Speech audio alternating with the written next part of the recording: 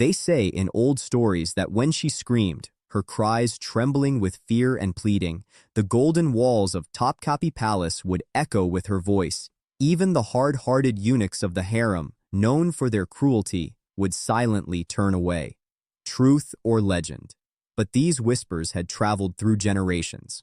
Whispers that the Sultan's daughter, upon stepping into womanhood, was forced to pay a price that history never wrote down, yet remained carved forever in wounds and shattered souls.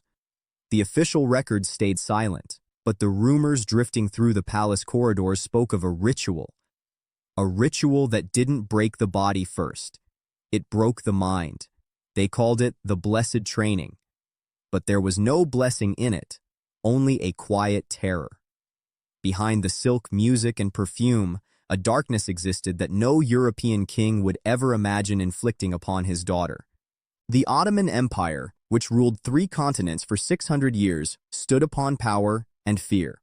From 1299 to 1922, its armies shook the world from Vienna to Yemen. The conquest of Constantinople in 1453 changed history, and at its heart stood Topkapi Palace, a whole city hidden within walls. Inside it was the imperial harem, more than 800 women confined within, a prison where every breath, every step, every word was guarded. In the 1530s, women like Hurrem Sultan and Kosem Sultan ruled the empire from behind veils. But the daughters of the sultans, their fate was entirely different. They were granted privilege, but never power. Royal by birth, enslaved in life.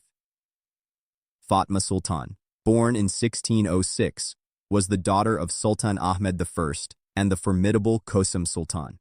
She was fluent in 4 languages, elegant in handwriting, a poet, and a learner of astrology and law. History calls her a jewel of intelligence and gentleness, but intelligence could not save her. Her destiny was sealed from the beginning. Her marriage would not be for love, but for politics. Her groom was Kara Mustafa Pasha, a general 20 years older who saw her not as a wife, but as a doorway to more power. Before marriage, she had to undergo the blessed training. Old Gulnur Hatun watched her at every moment.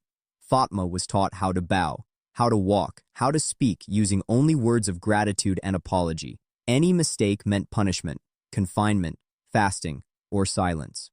Rumors even claimed that wax dolls imported from Venice were used to teach her acts no child should ever be taught.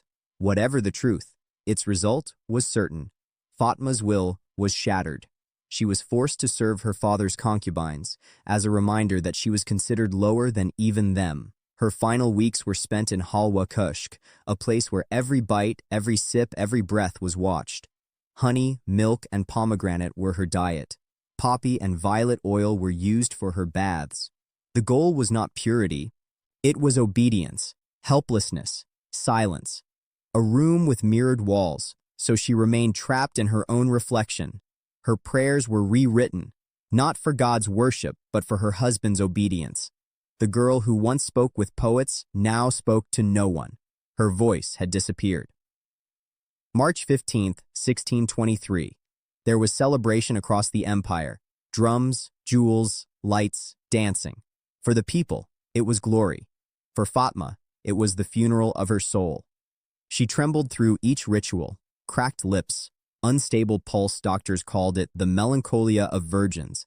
In today's words, extreme psychological trauma. That evening, she was taken to her bridal chamber, where paintings of Ottoman victories hung on the walls, as if to remind her that even this marriage was a conquest. She was bathed in rosewater, dressed in heavy pearls that felt like the weight of captivity.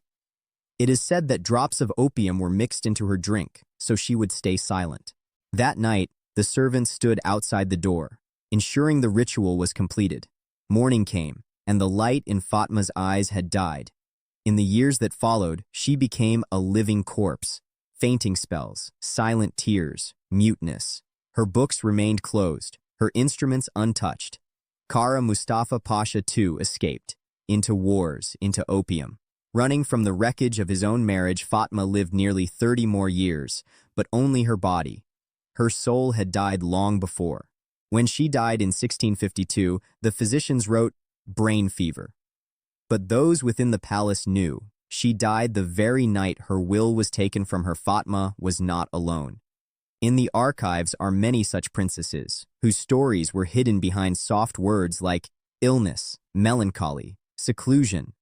Some stitched secret messages into their clothes, some begged for divorce, some vanished in silence. Their silence was the foundation of the empire. Behind the golden glory, the Ottoman palace was not only a center of power, it was a graveyard of suppressed voices. Fatma Sultan reminds us that history remembers the conquerors, but forgets those who were conquered within the same walls. And if this story disturbs you, that is exactly its purpose. Because behind every empire, Ottoman or European, there were women like her, silent, crushed, forgotten.